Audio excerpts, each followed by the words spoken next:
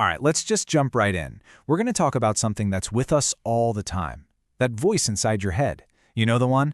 But what is it really? Where does it even come from? And why do we have it? I promise you, the answers are way stranger than you'd expect.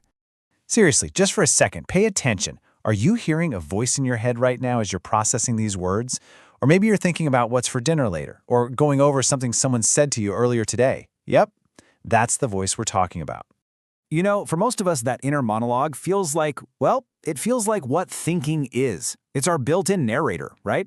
It's how we plan our day, how we practice that tough conversation we need to have, or, yeah, how we kick ourselves for messing something up. It feels totally essential, like part of the human operating system. Okay, but what if you didn't have one? And this is where things get really wild. What if your mind was just quiet, like totally silent? No narrator, no inner chatter, nothing. It sounds kind of impossible, right? But believe it or not, for a whole lot of people, that's their everyday reality. So that brings us to our first major point here. Our inner worlds are way more diverse than we think. We're going to dive into what it's actually like to live in a mind without that constant voice. There's actually a name for this, proposed pretty recently: aneurelia. Think of it like this. You've probably heard of aphantasia, right? That's when you can't see pictures in your mind's eye. Well, aneurelia is the sound version of that. People with it can't get a song stuck in their head, they can't imagine what a dog barking sounds like, and very often they don't have that inner voice. So the big question is, how do you even think without a voice? Well, according to someone who experiences this, thinking isn't about words or sounds at all. It's more like pure concepts. It's information. Or, as they so simply put it, it's just ideas. Here's another great description: thinking abstractly. See, they can translate those abstract thoughts into words if they need to speak or write. But here's the key. It's a conscious choice. It's an extra step. It's not their brain's default setting. Okay, this is a really important distinction we need to make. You can have an internal monologue, meaning you think using the structure of words without actually hearing a voice. It's a thing called worded thinking. Aneurelia is different. It's the lack of that sensory experience of sound. So you see, the two don't always go hand in hand. All right, so if some of us have an inner voice and some of us don't, that kind of implies it's not just something we're born with, right? It must be something the brain learns to do. So let's rewind a bit and see how that voice actually gets built, starting way back when we were kids. Probably the biggest theory on this comes from a psychologist named Lev Vygotsky. And his idea is pretty elegant. He said our inner voice is really just social speech that we've turned inward. Think about it. When we're toddlers, we use language to talk to other people. Then, as we get a little older, we start talking to ourselves out loud.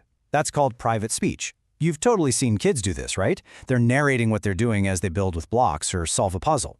Well, Vygotsky said that eventually that out loud chatter just goes inside. It becomes silent. And boom, that's your internal monologue. So Vygotsky's theory explains the how, but what's physically happening in the brain when we're talking to ourselves silently? It's fascinating. Scientists call it a covert motor act. What that means is your brain is literally firing up all the systems to speak. It's getting your mouth, your tongue, your vocal cords ready to go, but then it slams on the brakes right at the last second before you make a sound. It's basically like flooring the gas and the brake pedal at the exact same time. And this whole process has a name. It's called the forward model. It works like this. When your brain plans to speak, it also creates a little copy of that plan, a prediction of what you're about to say. And it sends that prediction straight to the parts of your brain that handle hearing. So the voice you hear in your head isn't a memory of your voice. It's a real-time simulation of what your voice would sound like if you were actually speaking. It's pretty cool. But wait, there's another huge twist coming. Because even for those of us who have a super chatty narrator in our heads, thinking in words, well, it turns out that's just a tiny slice of the pie when it comes to how we actually think. So, some really dedicated researchers use this method where they'd essentially ping people throughout the day and ask, what's happening in your mind right now? And what they found is kind of mind-blowing. On average, that inner voice, that inner speaking, it only accounts for about a quarter, 26% of our inner experience. Let that sink in. For the other 3/4 of the time, our brains are busy doing other things, like seeing images, feeling emotions, or even just thinking without any words or symbols. The lead researcher here, Russell Hurlburt, actually sorted these experiences into 5 common types. You've got inner speaking and inner seeing, we all get those. But then there's feelings, just the direct experience of an emotion. And sensory awareness, That's when you're just focused on, say, the feeling of the chair you're sitting in. And then there's this really cool one called unsymbolized thinking. This is when you have a definite, clear thought, but there are no words, no pictures, no symbols attached. It's just a pure, raw idea. All right, so we've established what the inner voice is and that it's not the be-all and end-all of thinking. But for those of us who have it, what's the point? Why is it there?